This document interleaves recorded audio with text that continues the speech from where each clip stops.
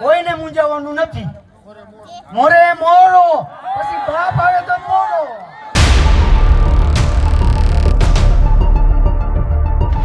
આપણી જમીન આપણી, નથી કોઈના બાપની. જંત્રી પ્રમાણે વળતર અમને આપવા તૈયાર છે, તો એ વળતર અમને મંજૂર નથી. મોરબીના જેતપર ગામે ખાનગી વીજ કંપનીઓની દાદાગીરી સામે ખેડૂતોનું આંદોલન હવે આરપારની લડાઈમાં ફેરવાઈ ગયું છે. વીજ કંપનીઓ સામેનો આક્રોશ હવે એટલો ઉગ્ર બન્યો છે કે આ લડાઈ હવે મોરે મોરોની થઈ ગઈ છે.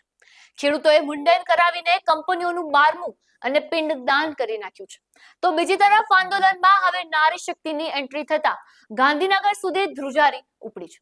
શું છે આખો મામલો અને કેમ ખેડૂતો મરવા અને મારવા માટે તૈયાર થયા છે, એ જાણતા પહેલા લલકાર ન્યૂઝ લાઈક, શેર અને સબસ્ક્રાઇબ જરૂરથી કરજો. નમસ્કાર, લલકાર ન્યૂઝ સાથે હું રિયા રામ.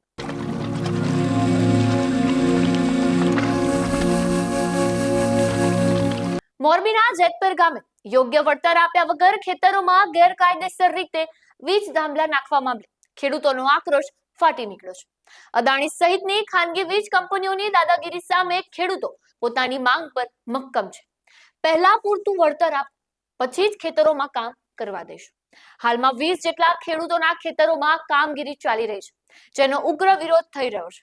અને આ આંદોલનમાં ત્યારે મોટો વળાંક આવ્યો કે જ્યારે મંત્રી કાંતિલાલ અમૃત્યાના ભાઈ રાકેશ અમૃત્યા ઉર્ફે કાળુભાઈ ખેડૂતોના સમર્થનમાં આવ્યા. તેમણે ખુલ્લેઆમ સ્ટેજ પરથી ખેડૂતોને હાકલ કરતા વીજ કંપનીઓ સામે લલકાર કર્યો છે કે હવે કોઈથી મૂંઝાવાનું નથી, હવે મોરે મોરો થઈ ગયો છે. તેમણે કડક શબ્દોમાં શું કહ્યું એ પણ સાંભળીએ. જય જવાન, તમામ સાધુ સંતોનો હું ખૂબ ખૂબ આભાર માનું, તમામ કલાકારનો આભાર માનું, તમામ ગામજનોનો આભાર માનું, બીજા કોઈ રહી ગયો આજુબાજુ ગામના કોઈ તમામનો આભાર માનું. આપણે હવે તૈયાર થવાનું હો ભાઈ. આ ભૂખા મરવાનું ન હોય, આમ મરવાનું ને આમ મરવાનું. અને મારા મામાએ બધું કહી દીધું, મામો ભાણીઓ ભેગો થયો, રાજકારણની જરૂર નથી, ઉકાળવાની જરૂર. અને મારા મામીએ કીધું એક્ટિવા પેલા તો આપણે ઉકાળવાનું થશે. મારા મામીને ધક્કો નથી ખવડાવો મારે. હવે બીજું કઈ નથી કેવું, હવે બેહી ગયા ગળા. અને હવે બધાય ગામનો આભાર માનું, આજુબાજુ તમામ ઘૂટું બધા જે સાપર બધાયનો આભાર માનું. અને જે તૈયારીઓ કરી તો અહીંયા આવી જાજો. હવે રાહ નથી જોવી. અમે આમ જાય, તમે આમ જાવ તો તમે આવી. કોઈને મૂંઝાવાનું નથી. મોરે મોરો, પછી બાપ આવે તો મોરો. આ આક્રોશ વ્યક્ત કરવા માટે જેતપરના 15 જેટલા ખેડૂતોએ પોતાના માથા મુંડાવી અનોખો વિરોધ કર્યો છે. ખેડૂતોએ મુંડન કરાવીને ખાનગી વીજ કંપનીઓનું 12મું અને પિંડદાન કરીને સરકાર સામે પોતાનો ભારે રોષ ઠાલવ્યો છે. આ લડાઈમાં હવે જેતપર એકલું નથી, આસપાસના ગામોના ખેડૂતો પણ સમર્થનમાં જોડાતા આંદોલન જોર પકડી રહ્યું છે.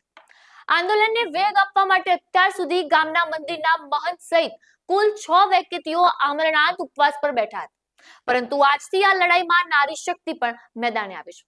ગામની 3 મહિલાઓ પણ આજથી આમરણાંત ઉપવાસ પર ઉતરી ગઈ છે. એટલે કે હવે 3 મહિલા સહિત કુલ 9 વ્યક્તિઓ ખાનગી કંપની સામે ભૂખ હડતાલ પર છે. અને એટલું જ નહીં, આ ભૂખ હડતાલ પર બેઠેલા નિલેશભાઈ એરવાડિયાના પત્ની રેખાબેન એરવાડિયાએ એક મોટી અને ધમાકેદાર જાહેરાત કરી છે. તેમણે ચીમકી આપી છે કે જો એક અઠવાડિયામાં સરકાર તેમની માંગણીઓ નહીં સ્વીકારે તો જેતપરની મહિલાઓ મોરબીથી ગાંધીનગર સુધી સ્કૂટર રેલી કરીને સચિવાલય ગજવશે. અમે ઝૂકશું નહીં અને વળતર મેળવીને જ રહીશું. અને યોગ્ય વળતર નહીં આપે આપણી વચ્ચે જે કે પટેલ, અમે નહીં વળતર મળે ત્યાં લગી અનુપવાસ વાળા જે માણસો છે ને મરી જાય, ભલે અમારા પ્રાણ વહી જાય, અમારી જેવી ભલે દશા થાય તોય અમે આ નિર્ણય તો મેળવીને જ રહીશું અને અમારું વળતર યોગ્ય લેશું ને લેશું. જય જવાન, જય કિસાન, જિંદાબાદ. આપણી જમીન આપણી, નથી કોઈના બાપની. એક તરફ અન્નદાતા પોતાના હક અને વળતર માટે મુંડન કરાવી રહ્યો છે, મહિલાઓ અમરનાથ ઉપવાસ પર ઉતરીને ગાંધીનગર સુધી સ્કૂટર રેલીની ચીમકી આપી રહી છે. તો બીજી તરફ રાજકીય આગેવાનો પણ હવે આર પારની લડાઈ માટે ખેડૂતોને હાંકલ કરી રહ્યા છે. તો હવે જોવાનું એ રહેશે કે ગાંધીનગરમાં બેઠેલી સરકાર આ ગરમીમાં અને તડકામાં બેઠેલા ખેડૂતોની વેદના સાંભળે છે કે પછી ખેડૂતોની આ સ્કૂટર રેલી ગાંધીનગરને બાનમાં લેશે. આ મુદ્દે તમારું શું કહેવું છે કોમેન્ટ કરીને અવશ્ય જણાવજો. આપના પોતાના પ્લેટફોર્મ લલકારને લાઈક કરો, ફોલો કરો, સબસ્ક્રાઇબ કરો અને શેર કરો.